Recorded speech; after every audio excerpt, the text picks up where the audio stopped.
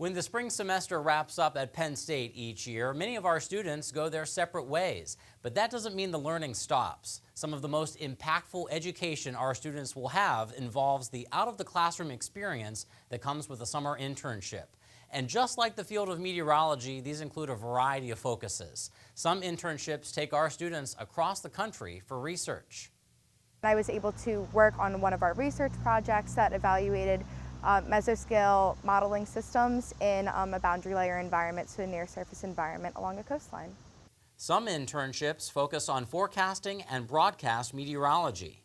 I was able to be exposed to a lot of different things within the newsroom and the weather department specifically.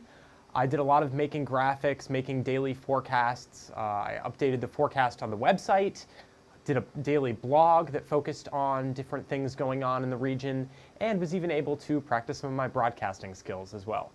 So I was the official Weather World intern, and with that, I kind of replaced Marissa's job as the main producer, and as well as having hosting duties. Then I did other projects as well, such as logging sound and making my own features. And some internships focus on improving an existing tool or method. I was mainly working under the Weather Program Office, and more specifically the Earth Prediction Innovation Center as their first student ambassador for the Unified Forecast System. And my main job was to integrate the UFS more with academia and evaluate existing tutorials for the UFS and see how they could influence and be integrated seamlessly into academia and see how they could be viewed from a student perspective. With a plethora of internships available to meteorology and atmospheric science students, it's sometimes hard to choose one, especially if it's in an unfamiliar area.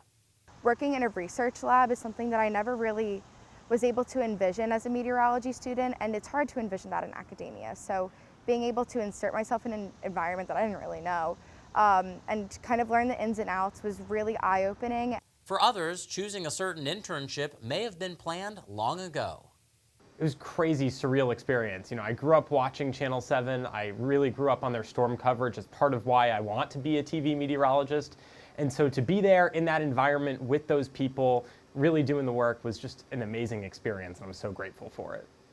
Over the course of several months, student interns brush up on skill sets like coding and forecasting and learn new ones.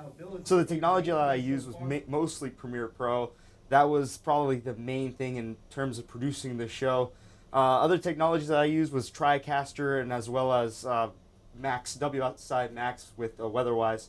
I had to really learn the nitty-gritty of things and that type of system just to get some of the graphics going for Dr. John Neese. I think I really learned how to represent a group in the community, especially in a field that I'm looking to work in the future. It was really cool to be the student ambassador for them because there's so many people looking at you for new ideas and new perspectives on how to integrate this open source, open science collaboration into academia. One of the great things about internships is the hands-on experience and, of course, those aha moments.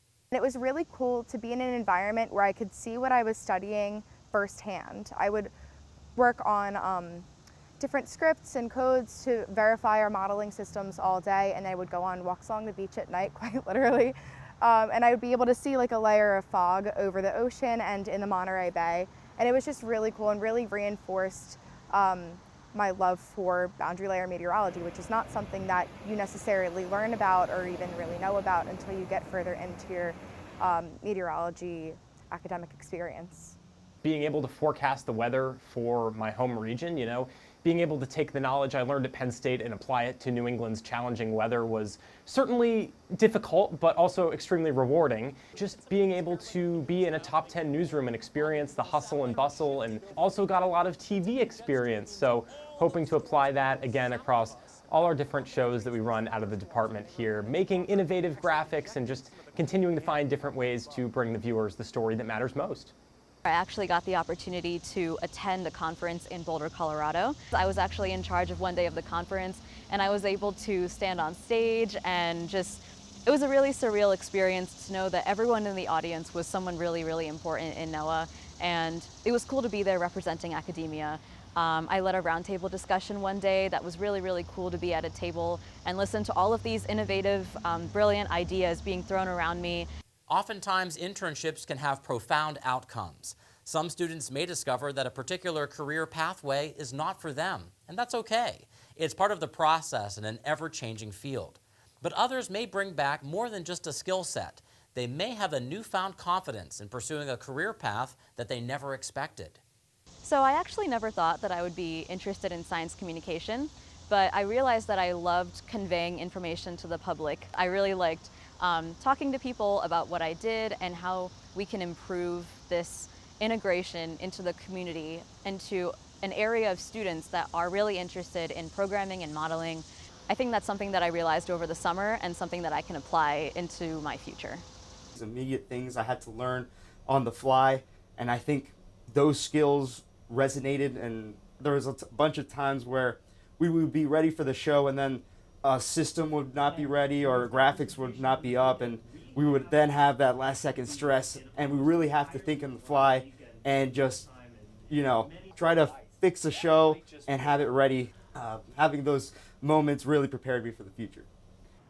I kind of see my education in a completely different light now. I went out there not knowing if I wanted to go to grad school or if that was even something that I could do. But after being out there, after working on a project with other scientists, I really have the confidence in myself now to say, yes, I do want to go to grad school, and yes, I see myself in a career in research, and that's something that's kind of hard to find as an undergraduate student. Lasting connections, lifelong lessons, and self-discovery. It's what makes internships so special for our meteorology and atmospheric science students, preparing them to come back to the classroom and beyond. For Weather World, I'm Lydick.